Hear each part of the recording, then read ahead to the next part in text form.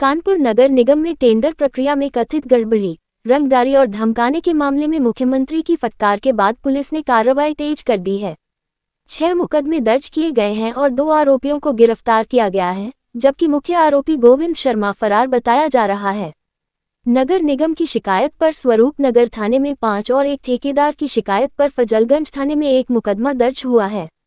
Police के मुताबिक गोविंद शर्मा, संदीप जैन और रंजन वाजपेयी के खिलाफ रंगदारी और धमकी देने के आरोपों में केस दर्ज है। गोविंद की तलाश में पुलिस टीमें राजस्थान और मध्य प्रदेश में जुटी हैं। लॉटरी सिस्टम से टेंडर प्रभावित करने के आरोपों के बाद नगर आयुक्त ने करीब 100 करोड़ रुपए के टेंडर रद्द कर दिए। 7 ठेकेदार फर्मों को ब्लैकलिस्ट किया गया है। अब कामों का आवंटन ऑनलाइन ई टेंडरिंग से होगा। बैंक खातों, संपत्तियों और अधिकारियों की भूमिका की भी जांच की जा रही है। टेंडर का खेल खुला तो लॉटरी बंद हुई, ई टेंडरिंग शुरू हुई। अब जांच में कौन कौन बेनकाब होता है, इसका इंतजार है। नगर निगम में अवैध वसूली, डराने धमकाने एवं ठेकों में अनियमितता के संबंध में अब तक कुल 6 अभियोग पंजीकृत किए गए हैं।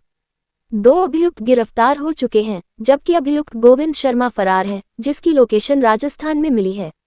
शीघ्र गिरफ्तारी सुनिश्चित की जाएगी। जांच में ठेकों को प्रभावित करने, ठेकेदारों पर दबाव बनाने एवं अवैध वसूली के तथ्य सामने आए हैं। नगर निगम की पुरानी ठेका प्रक्रिया समाप्त कर अब लंबित एवं आगामी कार्यों में ऑनलाइन ई टेंडरिंग अपनाई जाएगी। लगभग 100 करोड़ रुपए के टेंडर निरस्त कर शीघ्र रिटेंडरिंग की कार्रवाई की जा रही है। प्रकरण में संबंधित फर्मों, बैंक खातों एवं वित्तीय लेन देन की जांच की जा रही है तथा लगभग 7 फर्मों को ब्लैकलिस्ट किया गया है। अधिकारियों की संभावित संलिप्तता की भी जांच होगी और दोषी पाए जाने वालों के विरुद्ध कठोर विधिक कार्रवाई की जाएगी। माननीय मुख्यमंत्री जी की जीरो टॉलरेंस नीति के अनुरूप प्रकरण में निष्पक्ष एवं प्रभावी कार्रवाई सुनिश्चित की जाएगी। ये और रंजन वाजपेयी, ये दोनों ये भी ठेकेदार हैं।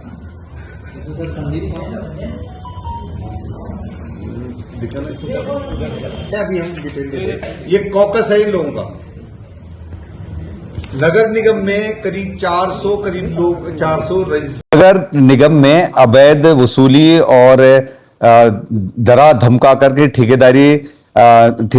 ठेके अलॉट करने की जो शिकायत थी, इसको लेकर के नगर निगम की तरफ से 5 अभियोग पंजीकृत कराए गए हैं और एक अभियोग है, एक सनी सिंह भदौरिया द्वारा फजलगंज में अभियोग पंजीकृत कराया गया है। अब तक 6 अभियोग पंजीकृत कराए जा चुके हैं।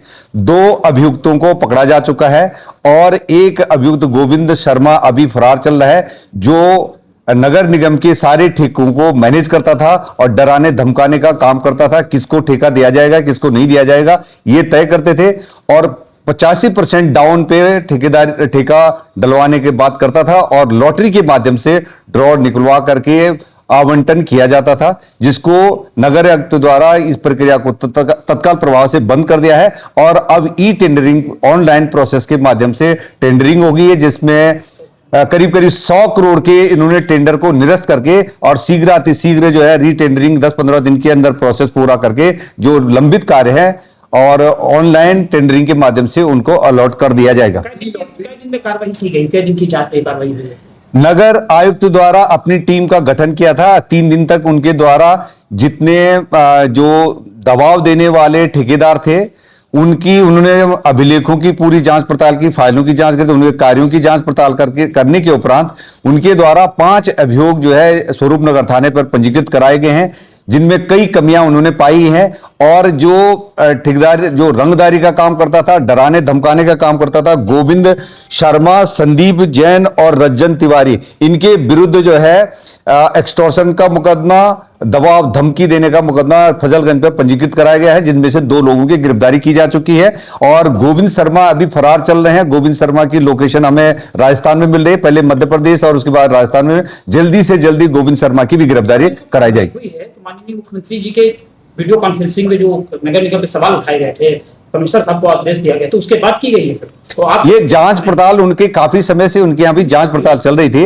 और नगर आयुक्त द्वारा ये जो लॉटरी सिस्टम वाला जो ठेकेदारी पर इनके द्वारा काफी पहले से इन्होंने प्रयास करा था। इन्होंने अपने यहाँ सॉफ्टवेयर डेवलप करने के बाद इसके साथ साथ उन्होंने उसको पुराने जो प्रोसेस को उसको खत्म करके ई टेंडरिंग की प्रोसेस प्रक्रिया उन्होंने चालू कर दी था और इसको त्वरित प्रभाव से लागू कर दिया गया है। एक सवाल, इसमें लॉटरी के सिस्टम में आपने बताया कि नेक्सस चल रहा था, तो क्या कोई अधिकारी जो है उनकी भी इसमें संलिप्तता है, क्या उनकी भी जांच की गई? यस, जो अभी हमारी पूछताछ में, क्योंकि कई जो है प्रक्रियाएं प्रोसेस जो फाइलों में था, तो अगर इनके अभिलेख सही नहीं थे तो इन अभिलेखों को स्वीकृत कैसे करा गया है, कार्य को पास कैसे करा गया, भुगतान कैसे करा गया है, तो इनकी जांच पड़ताल हम अधिकारियों की मिलीभगत की अलग से करेंगे। और साथ साथ जितनी फर्में जो है ब्लैक लिस्ट की गई हैं, करीब 7 फर्में ब्लैक लिस्ट कर दी गई हैं, उनकी भी जांच पड़ताल की है जिनके अभियोग पंजीकृत कराए गए हैं, और उनके बैंक खातों की, उनकी फाइनेंशियल संपत्तियों की जांच पड़ताल अलग से की जाएगी। इनके नंबर पर इनके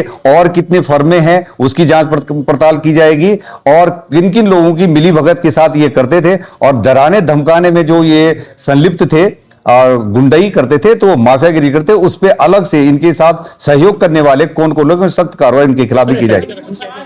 एक मूल सवाल ये है कि जो कार्रवाई की है नगर निगम ने, ये मुख्यमंत्री जी के निर्देश के बाद, एक्शन के बाद हुई है, पहले ये प्रक्रिया में था, उनके द्वारा लगातार इनके द्वारा जांच पड़ताल की जा रही थी।